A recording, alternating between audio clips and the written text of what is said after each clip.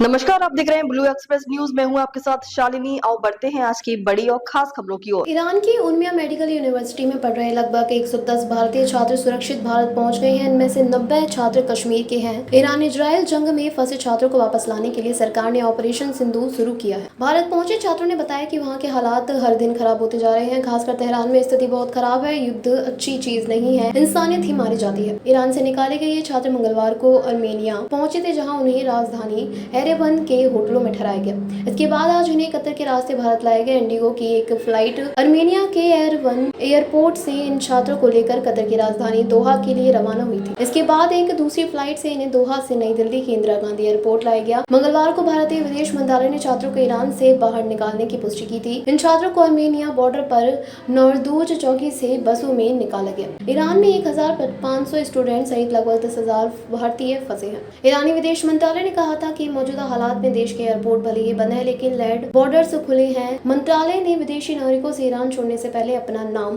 Passport number, गाड़ी details, देश से निकलने के समय और जिस बॉर्डर से जाना चाहते हैं उसकी जानकारी मांगी थी। आर्मेनिया का बॉर्डर ईरान के प्रमुख शहरों के कम दूरी पर है। आर्मेनिया के साथ भारत के संबंध काफी अच्छे हैं। दोनों देशों के बीच रक्षा समझौते भी हुए। आर्मेनिया राजनीतिक रूप से स्थिर है और भारत से उसके दोस्ताना संबंध है। वहाँ से फ्लाइट ऑपरेशन तेजी से संभव है क्योंकि एरेवन एयरपोर्ट पूरी तरह से चालू है। ईरान और आर्मेनिया के बीच फिलहाल कोई सीमा विवाद या सैन्य तनाव नहीं है। दूसरी तरफ ईरान का पूर्वी पड़ोस पाकिस्तान के साथ भारत के रिश्ते ऑपरेशन सिंदूर के बाद और उनसे पहले से ही तनावपूर्ण है। ऐसे में भारत के पास पाकिस्तान के रास्ते छात्रों को लाने का विकल्प नहीं है। इराक पहले से ही ईरान के साथ चल रहे तनाव में शामिल है। कई बार इजराइल ने इराक में भी ईरानी ठिकानों को निशाना बनाया, इसलिए वहां से गुजरना खतरे से भरा हो सकता है। हाल ही में ऑपरेशन सिंदूर के दौरान अजरबैजान खुलकर पाकिस्तान के समर्थन में आया था। उसने भारत की कार्यवाही की निंदा भी की थी। ऐसे में भारत उनकी मदद नहीं देगा। तुर्की भले ही स्थिर है, लेकिन ईरान से सड़क के जरिए वहां तक पहुंचना काफी लंबा है। हाल ही में भारत और तुर्की के बीच तनातनी देखने को मिली है। दरअसल तुर्की ने भी ऑपरेशन सिंदूर की निंदा करते हुए खुलकर पाकिस्तान का समर्थन किया था। ईरान के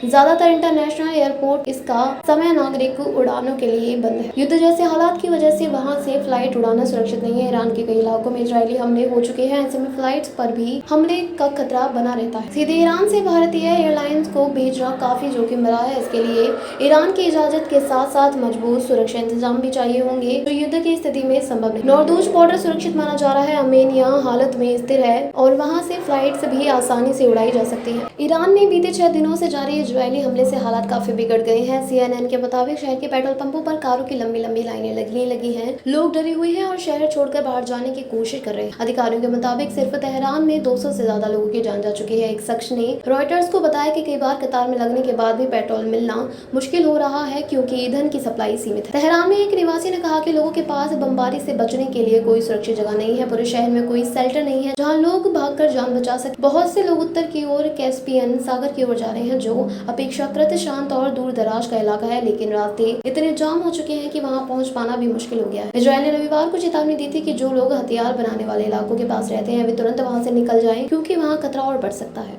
ऐसे ही लेटेस्ट अपडेट पाने के लिए हमारे चैनल को लाइक, फॉलो, सब्सक्राइब करें और बेल आइकन दबाना ना भूलें। अगर आप हमें फेसबुक, ट्विटर या इंस्टा के माध्यम से देख रहे हैं तो हमें फॉलो और कमेंट करें। धन्यवाद।